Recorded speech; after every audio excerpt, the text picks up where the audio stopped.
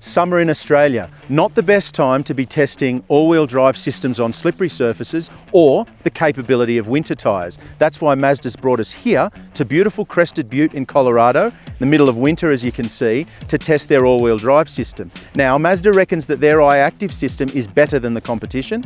Let's find out if that's true.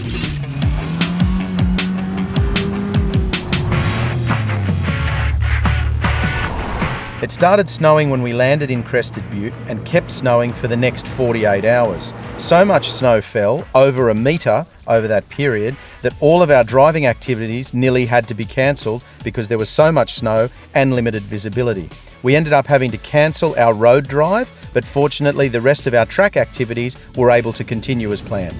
The primary objective of the Mazda Ice Academy in the United States is to illustrate the effectiveness of Mazda's iActive all-wheel drive system. Now what we're doing here is using a tight slalom test to see how these cars perform on a slippery slalom back to back. We've got a Subaru, a Honda and the Mazda CX-5. Be interesting to see how they perform on such a slippery surface. Let's jump behind the wheel, take a look.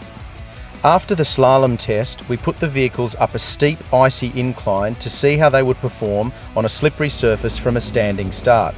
As you can see here, with lock turned on the wheel, the CX-5 got over the hill quite easily, even from a standing start with no momentum. Next up it was the Subaru, which didn't really want to go over the incline from a standing start, and as you can see here, spun the front wheels quite consistently. We eventually got the Subaru over the incline, but we had to activate the X mode system to do so.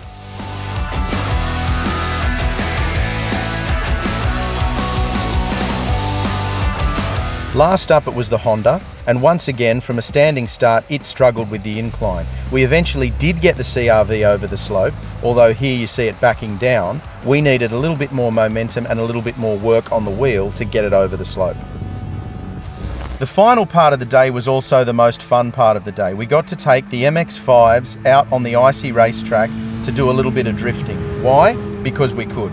It wasn't really showing much about Mazda's all-wheel drive capability, but it was a whole lot of fun, and it proved once again how exceptionally balanced the MX-5 chassis is, even on such a slippery surface. It's a fantastic all-round sports car. Shod with winter tyres, the MX-5s were actually a whole lot more capable on the slippery surface than you would have thought, even if drifting them around the tight slalom circuit was a little bit harder than it might have looked.